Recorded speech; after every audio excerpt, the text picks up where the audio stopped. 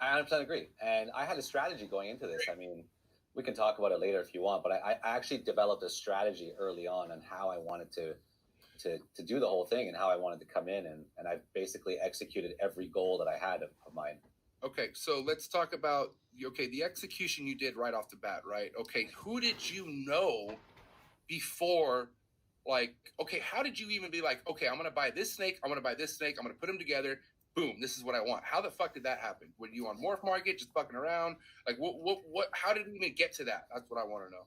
So I would be lying if I said that even though I wasn't involved with reptiles for the better half of my 20s, I would be lying if I said I still didn't keep up with it. I mean, I secretly, I'd go on forums, on pages, I'd look at some stuff.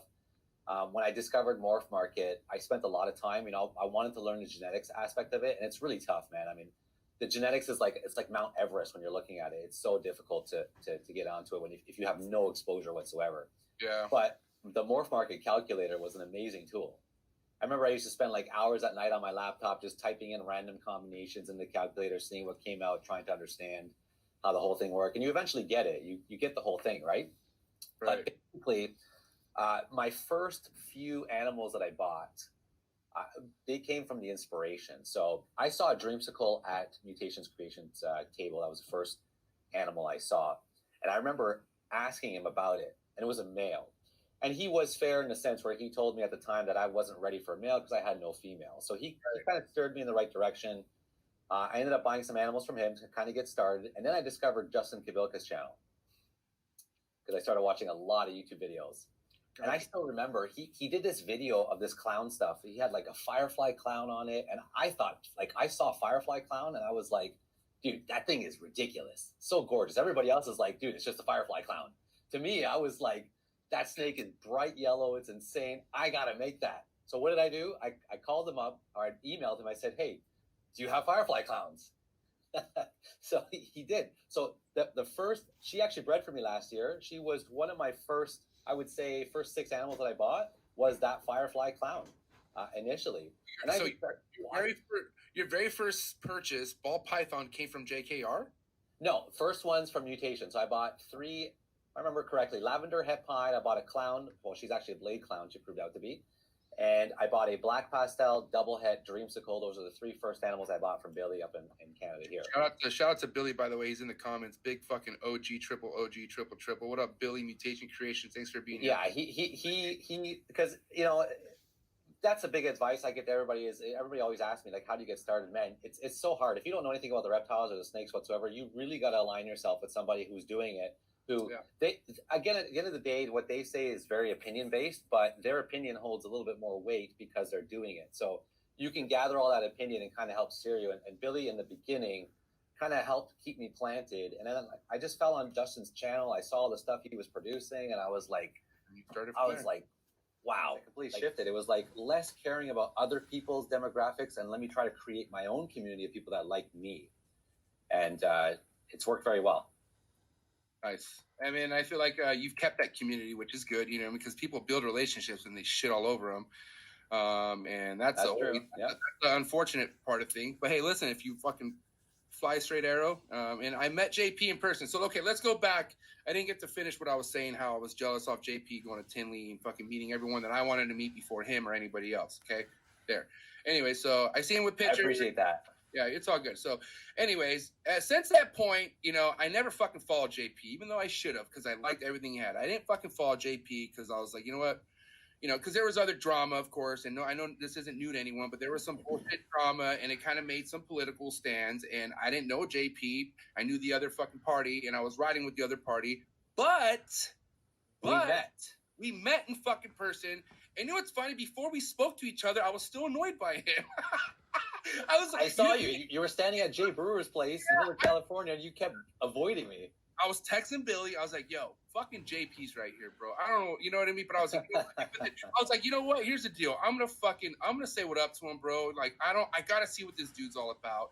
And Billy's like, do it, bro. Like, I'm not tripping. And I was like, fucking, and then I went to talk to you, and man, we did hit it off, and I fucking loved everything you had to say. You're a harmless dude, man. You're just here to have a fucking good time. and you're willing to travel, which a lot of motherfuckers wish they could travel. And, you know, I'm one of them, and you just have the ability to do that. And that's awesome. And because you're doing it, you're growing from it. And look what you got, man. Like, honestly, I knew your first season was going to be the way it was last year. I'm not ready for this year. I don't know what you got going. I see the pairings, but I just don't know what your babies are going to look like. And I'm pretty fucking excited for you. That's all I got to say. I'm stoked. You know, it's kind of scary because I was really late. You know, I had this philosophy where I knew that if I kept pushing back acquiring the males that I needed, then I was going to run into the situation where I am now, where I've got 12 males on the shelf that are all 600-700 grams, but they're still too young. They're not interested, and nothing's happening. Right. But on the other side of the coin, I was like, I don't want to just buy whatever just to make whatever. Yeah. I would rather give my females another year off and be patient because I want every clutch to be meaningful and have a real purpose for my collection and the future. You're not breeding them just to fucking breed them. Like exactly. I don't want clutches of just clutches. I want everything to be impactful, be good. And if it means that I got to put off half the collection until next year again, just because my males are not ready, I'm happy to do so. Yeah, I mean, like I said, I didn't have that many clutches. I didn't break 10 digits. You know, I didn't break over 10 digits. But everything that I hatched was so meaningful. It was everything it's everything you wanted for your collection. 3 years. It's been everything I've been wanting for 3 years. I raised fucking everything for at least 3 years, and I finally fucking wrote it out. And honestly, that's the best feeling in the world, man. And oh man, it's awesome, and it's cool because you're somebody who I'm seeing that's like we're on the same road almost, you know, only that you're fucking way fucking ball python game is stupid. But anyways, you know, but it's cool because it's well deserved. JP, you put it okay. This motherfucker took his licks like a man.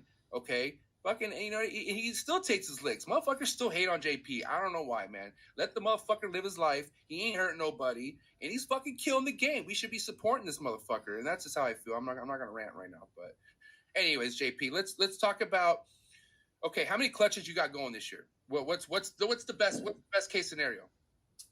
Well, so I'll put it this way. I have 40 females that are above 1,400 grams. Okay. So in theory, I could get a lot. The problem, like I said, where I just touched on, is I'm really lacking these males. Most of my males are getting to the size point, but they're still too young. Long story short, I've got 2 guaranteed right now. I have a clutch that's actually dropping here in about 2 to 3 days. Right. I think 2 to 3 days. We'll see how accurate I am. But I basically calculated 30 days from after her shed. I've got another clutch for sure. She's about to ovulate here, I would say, in about a week. Okay. And then I've got 6 females that are pushing 20 millimeter follicles. So I would say right now I'm only going to commit to 8. It really depends on what happens with these males and if I can get them going. Right. And you know, some people have told me, they're like, dude, just slap your Batman to everything. Your other male, just because I got 2 adult proven breeder males that are great males, but it's like at the same time I don't want to make 20 clutches of the same stuff either. You know what I mean? Like there's a risk. For me, there's a risk. It's not every female is going to lay for you every single year. I don't want to tie up a really important female this year just to get eggs with the male that I have. Then all of a sudden, when the actual male I wanted to use on her next year is ready, and all of a sudden she decides not to go, that will set me back even further. So I'd rather just wait. Okay. I mean, like you said, you're not in a rush. I mean, you're in this for the long run. So how's it going to hurt? You know what I mean? Yeah, I'm taking my time, man. It's you know, that's why I chose to buy everything as babies. You know,